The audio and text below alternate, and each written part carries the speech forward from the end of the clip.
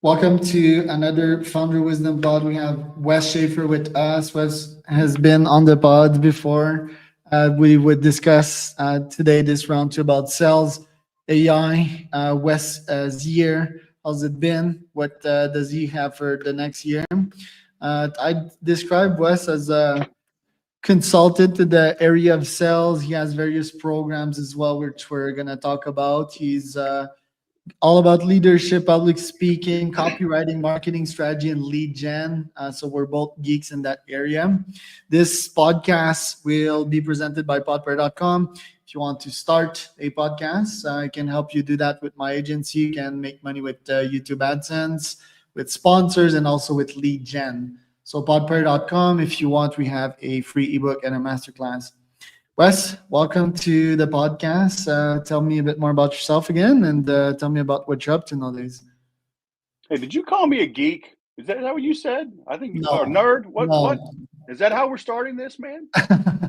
geek, nerd. I wouldn't. Did I say that? I don't think I would I say that think you about you did. Look at the because transcription. Oh yeah. You said like I will. we're nerds like that. But yeah, all right. I Okay, yeah, maybe I did. I agree. Lead gen, right? Lead gen nerd. Yeah, I think I wouldn't describe you as a nerd because you're like a BJJ guy. Remember that. And fitness. Hey, I'm a lover, not a fighter, though, man. It's all good. It's all good. Right. So, hey, nerds, tell me a bit more about yourself and what you're up to nowadays. Oh man, yeah. I jumped out of the Air Force in 1997, went right into sales, and it was chaotic in the 90s, early 2000s. I got into high tech just as it peaked in 2000 and didn't know it until after, right? Very chaotic. I worked for a couple of startups and went out on my own in '07. Started laying the groundwork in 2006 because it was so chaotic. And even though you're having a big family, I was like, it can't be any worse than what I'm experiencing. I was chatting with a guy this morning actually on Reddit, on a CRM subreddit, because I am kind of a geek of, I've always used technology um, to my benefit. In the beginnings, I was forced to, right? I mean, I was in, I sold mobile homes for 2 years, 98, 99. And back then we had just a dumb, client server sort of deal. And if a prospect came on the lot and we met with them and got their info and entered them into the database, okay, if they came back later and bought from someone else, I would still get 50% of the commission because I registered them. So I learned very early, be diligent, right? But that's the rules of the company. I'm gonna play by the rules. And if you didn't enter their info, you got none of the commission. You could work a deal for weeks and weeks, months, and they come back on your day off and they want to close, you get nothing. So hey, I worked that on both ends. So I learned very early, like, hey, if that's how the game is played, I'll play the game. And so, 2000, I was at a company and started using technology to my benefit. Back then, the BlackBerry was still kind of relatively new, and our company was small enough. We didn't have our own BlackBerry servers. So I convinced the IT department. I bought my own BlackBerry, convinced them to BCC my phone email address, right? Because even to this day, you still have an email address, Verizon, AT&T, or whatever, some long crazy thing. So because we didn't have IMAP, right? So it wasn't all real time, but I was traveling a lot. I was on the road every day, and so get to the hotel 6, 7, 8, 10 o'clock at night. Now you got to open up and spend hours catching up on email. So at least I was getting info and could reply throughout the day. So little things like that. And then I got with other companies, they were using Siebel, and then they rolled out Salesforce. Like, you got to use it. Like, okay, I'll use it. So when I went out on my own, I, you know, I had to be efficient. And so these marketing automation tools were coming out, and right place, right time. I used them, I talked about them, I'd make videos and tutorials. But because I wasn't yet a geek, I was frustrated because when you know a lot, I was talking to my wife just the other day about this. The curse of knowledge is real. When you use something a lot, you do something a lot. Like my wife, she bakes. It's easy to bake a cake. Just get some flour, some eggs, some sugar, just mix it all up and throw it in the oven. What size pan? Do I use milk or water? Do I need to grease the pan before I do it? What temperature? How much do you mix it? Do I put in vanilla? All these there's a lot of little things, right? In software, it still chaps my butt, because you'll see people, oh yeah, just go into the settings and, just open up a terminal, and, yeah, okay, yeah, whatever. So I would make little short videos on one thing, right? Go here, click here, here, here, here, here, 7 layers deep, change this one thing. That's how you can change the setting. Oh, thank you. Because I'd live that pain, right? I'd sit there for 2 days trying to figure it out, get support. Okay, here's how you do it. So over time, I got good at it, right? And I wrote a book on CRMs, and I was already good at sales, and so knowing technology and sales, it was like being bilingual, and I built a nice business off of that. And are CRM still a thing? Like, won't we just be able to ask an AI, like, just fetch all the emails in my systems, all my LinkedIn interaction, and they'll do it for us? I don't know. Maybe eventually. I was talking with that guy again. It's 30 years ago. 29. Well, in a week it'll be 30 years, right?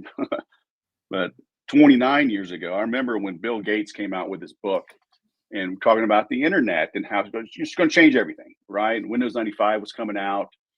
It's like your refrigerator is going to be connected to the web, and it'll scan all of your ingredients, and it'll read your calendar, and it will know that you're having a party and the food you want to serve, and it will talk to the grocery store, and it will deliver everything just in time for you to make it.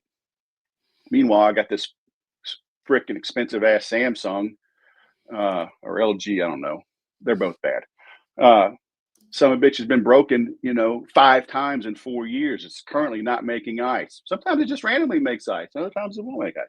Right. So yeah, the internet's going to fix everything. Has the internet fixed everything? Or has it made it worse? Right. So is AI going to fix everything? Or is it going to make it worse? I don't know. Yeah, depend on if you use it or not, like if you don't overusers, like in the sense of being stuck on TikTok, do not benefit from the internet. People with weak mental models, I would say, and people not using the internet, right? It's like an Homo sapien not using a spear to hunt and trying to go at it with his bare hands. So an AI, I think, is a different type of tech. It's similar to a brain. So for me, it's been just incredible how much problems GPT have solved. Like, I'm a problem solver and I thrive on solving shit and improving on a daily basis. And it's crazy how much time I spend on GPT and how much problems it has fixed for me, Yes, personal and business life this year. for sure. But I used the same analogy with a guy. It's like 10 years ago, everybody started using overseas VAs. So now your VA writes all the emails and sends them, and then my VA reads all the emails and deletes them. So who's making money? The VAs. So okay, your AI is going to scan everything. It's going to write the perfect letter. My AI is going to say, this is an AI derived message. Oh, and it's a merge. It's a mass market. It's not personalized enough. Delete. So Right. at the end of the day, I still think by all means use tools. Use the tools that you need. Okay. But just because the tool exists doesn't mean you need it. But ultimately, we need to remember that there's a human being on the other end of the screen. And these Yes. bleeding edge guys, I think they either one of two things, they either forget that there's a human, Yep. or they know, like you said, the weak, would you say weak mind models? They know that we're weak, and they'll promise the moon and the stars, so we'll buy their tools. Okay. And just like the gold rush, the 49ers, who made money? One or two people found gold, 5,000 people died on the mountain, 50,000 people lost everything because they sold it and came west. but the general store owner that sold the picks and the shovels made a mint, thus Walmart, right? So yes, AI is new and exciting. And, people forget though, we've had new and exciting in the 1850s, railroads were new and exciting. Then radios were new and exciting. Then television was new and exciting. And the automobile was new. And people, like we had hundreds of auto manufacturers in the early 1900s, right? Then Yeah, they I mean, consolidated. Ford made some money, but Standard Oil did more. And yeah, Walmart. I was reflecting on Amazon yesterday that they don't make. Well, I mean, they do have like Amazon Essentials nowadays, but at at first and primarily they were a software platform, and they added the most product value out there in the world. And they have such a moat. Amazon. I don't see anyone moving Amazon. I was on your LinkedIn feed and I saw Apple, and I'm so disappointed with Apple. I know that your post was about like their stock growth, but that's just old schmucks at play, that don't really understand how the future will work. Or maybe there's a big moat that won't move itself in the future because these old schmucks won't disappear, right? And technology adoption won't be that quick. But talking about AI and Apple, for example, Apple hasn't deployed anything AI wise, but they're still thriving stock wise. Why do you think that is? Well, they make stuff that people want, and because the thing you're talking about, this guy was saying how upset he was with Apple, and they've stopped innovating. And my argument was they've rarely ever innovated. Certainly they haven't invented a lot. They've maybe innovated or iterated what was already there and made it better. Yep. Is Obviously there's nothing wrong with that. They're worth almost $4 trillion. And I think there's a lot to learn there. Entrepreneurs, they want to be the next unicorn, right? I'm gonna work out of my garage and I'm gonna make $1 billion. And okay, maybe, because they're gonna be an alchemist, right? They're gonna turn lead into gold. Like, well, you know what? I don't need lead turned into gold. I need my gold, I don't know, polished. clean my gold ring. Like, where's a good gold cleaner? But it's boring. It's boring to iterate. So it's like golf, right? Everybody goes and buys the new $900, $1,000 driver, but they won't go putt. Yeah. A 300-yard drive is the same value on a scorecard as a 3-foot putt. And you're supposed Yeah. to use a putter 36 times in a round of golf. You use a driver maybe 14 times. Right. Everybody drive for show, putt for dough. Everybody wants the flashy. Yes, and I suck at putting. Yeah, my Cobra driver, I miss it. It's in Canada. It's coming back to me here in Mexico soon. I think like driving is manly, and it's like men need to smash stuff like on a daily basis for their masculine energy to find an outlet that is not another human. What do you think about that? Yeah, it's because we like the big and the flashy, and it's exciting. And and people say it's dull, putting boring, dull. Like people say jujitsu is boring, dull. And yeah, if you don't know what jujitsu is and you watch it and you watch guys on the ground, you're like, they're not doing anything. I It's remember when I like was a watching kid. chess, right? So Yeah, and I remember when I was a kid watching football, like before I played, like, Dad, why do they just run in the middle? It's a big pile. They don't go anywhere. Why don't they go around the outside? You got to run in the middle to set up the run to the outside. You run to the outside to set up the pass. You set up the pass to set up the run up the middle. I mean, it's strategy, and it's can you execute? Can you adapt and adjust? So but everybody like football now. Everybody loves it's a big run and gun.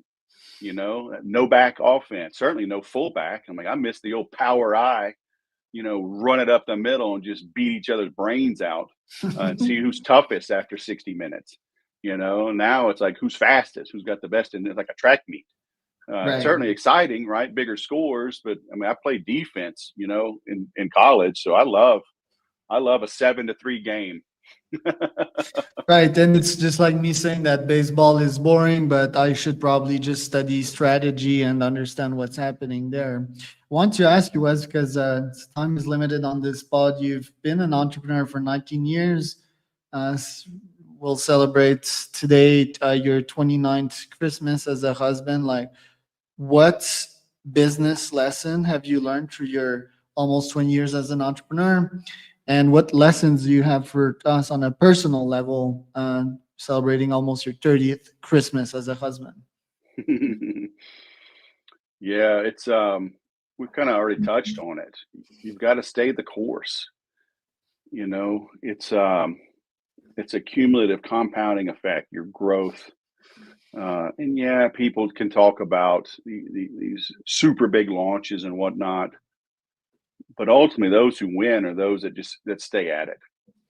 Um, Stop chasing the shiny objects. I mean, learn from Apple, right? Sit back a little bit. Say, how can AI help me? How can a CRM help me? How can cold email help me? How can a VA help me?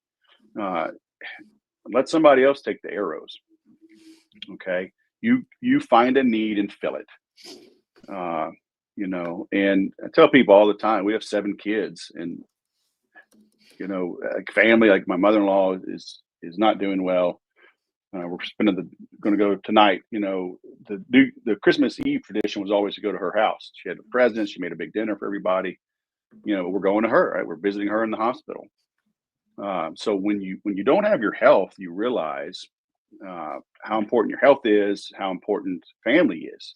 When it's someone else that's affected. So don't take your health for granted. Don't take your family for granted. Don't take it for granted that you can even have kids. So I tell people, get married early, have a lot of kids, man, because when you get older and it comes quick, look at this gray hair, man. It hits you quicker than you think, and you're going to regret not starting earlier. And this year, reflecting on your year, was it a great year for you financially? What would you have for the next one? This year was not great financially, and some of it was by design. I made some big changes that are just now getting wrapped up. A lot of consolidation, which is good for me, but I had my own health issues, so now I understand them, and I fixed. I mean, literally had surgery, so golly, it feels so much better. And then consolidating my websites, consolidating my technology, simplifying. I feel like literally lighter and more optimistic and energetic because I'm talking about staying the course and staying after it. It can be hard. I got now some of it was physical that was grinding me down, but then it becomes mental, and then it becomes physical, and you get into this loop, right? This reinforcing loop. So be careful. Surround yourself with good people that can call you on your bullshit and keep you disciplined. And fortunately, I've always had jujitsu, so at least for the last 8 years. So I've had an outlet, been able to push through, surrounded by good people. So yeah, 2025 looks good. 2024 was a consolidation and a base camp for West 3.0. Because I've seen some stuff, for example, on your LinkedIn and some changes. For example, the humoristic stuff, the fat guy with glasses, whoever that is. So, how's that Wimpy working? sales. Yeah, wimpysales.com. How's that working for you? Are people getting it? Does that work?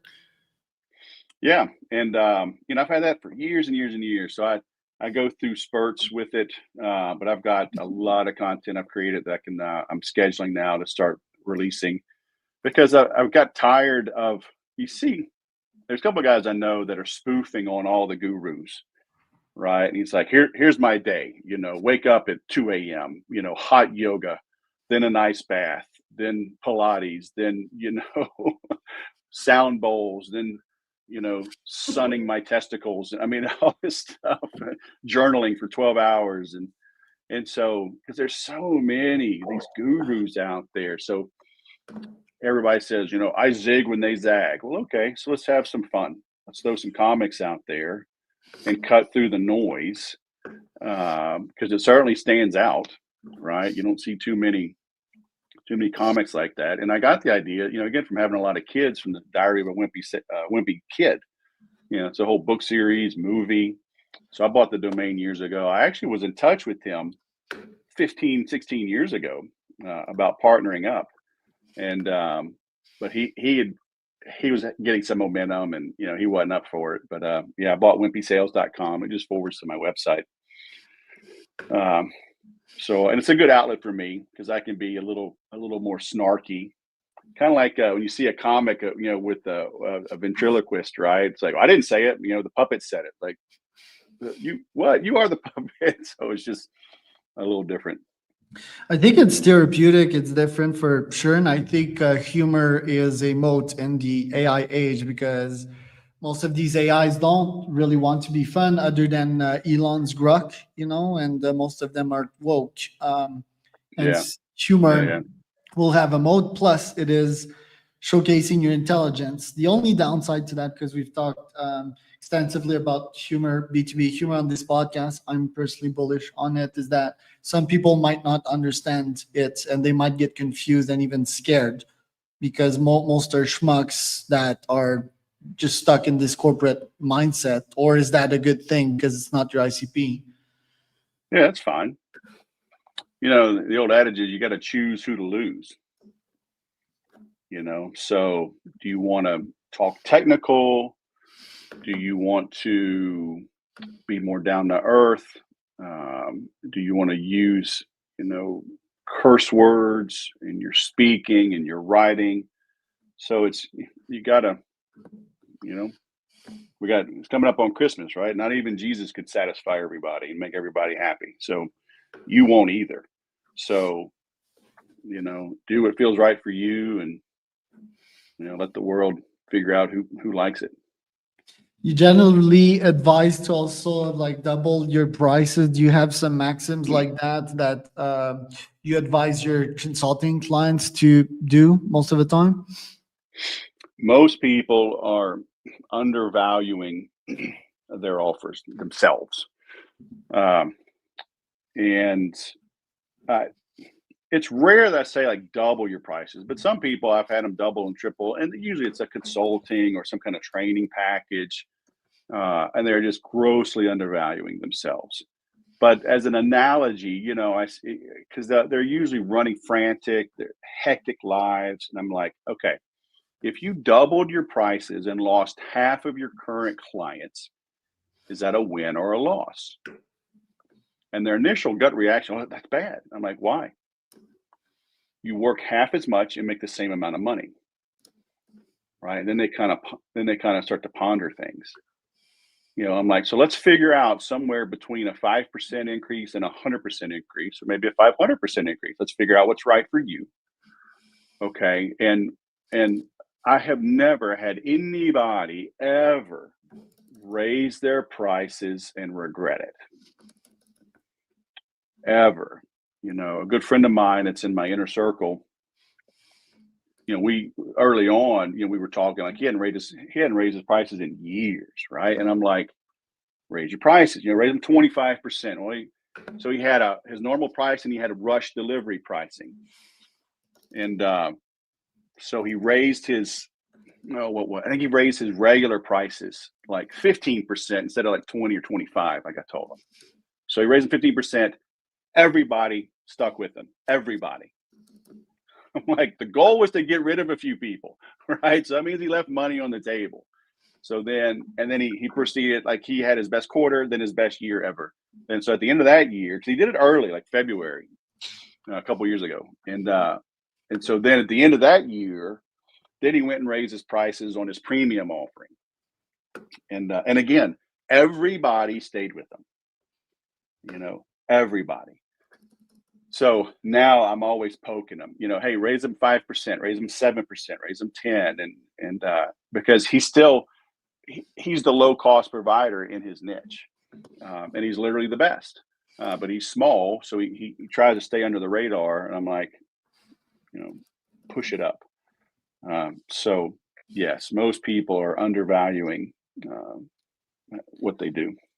Yeah, I think if you have a special power and you're the only one in your niche and you're the best, and people know you, you should have high prices. Plus, but I haven't encountered anything like financial accountability to get people to do shit in this world. So I do agree with that one. I think I overdid it in the past couple of years. I'll keep that one for another day because I want to talk about one last topic, which is health before we move on to Christmas and the new year.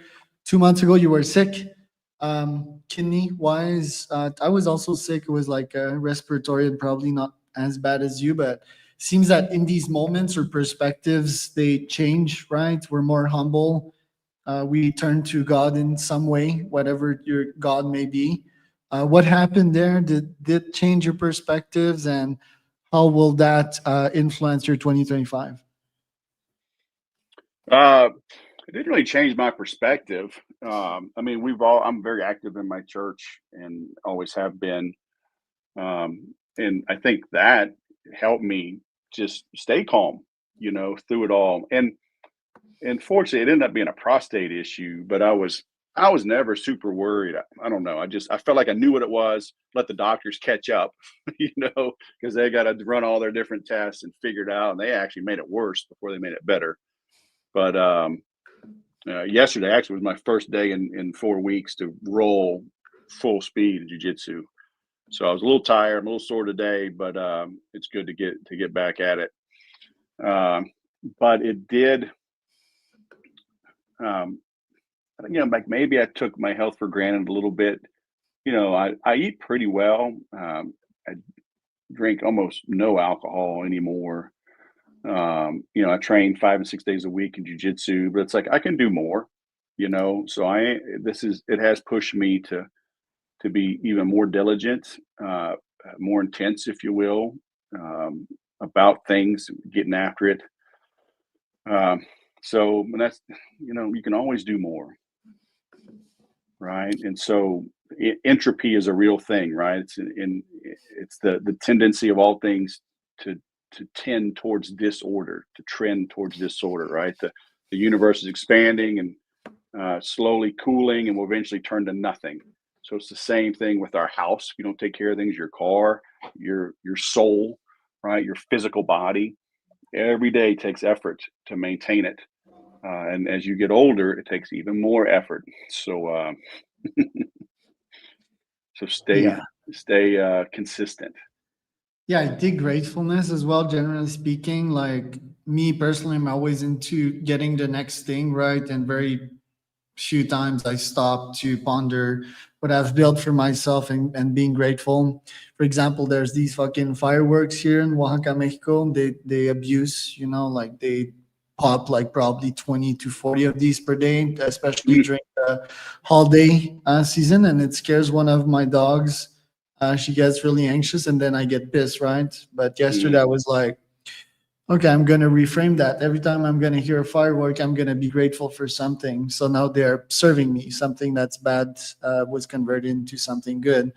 hmm. And yeah, generally speaking, like you said, taking care more of your health. Me, I thought I would take care of my health as a 100K ultra runner and so forth, but ends up that I was mostly destroying my body. So Yeah, like those. reframing My buddy that just did and 100 mile race, yeah. Yeah, I and had that. Maybe he was at the same race, or who knows? But no, um, Houston. Yeah, and yeah, I'm like, Houston. I don't want to do that. That's Yeah, crazy. 100 mile is like legendary. That's my next one. Yeah, it is something. It's a full day of race. You gotta battle Yep. against like sleep coming at you. Yeah, So he you ran for sleep on the 23 trail. hours. Yeah. Yeah. Well, Wes, thanks for coming on. It's always insightful to have you. Where can people find out more about you? Go to fixerwest.com. Everything's there. Access to my programs. I got some free guides, got my CRM quiz, sales podcast, but fixerwest.com. Start there and go down the rabbit hole. I was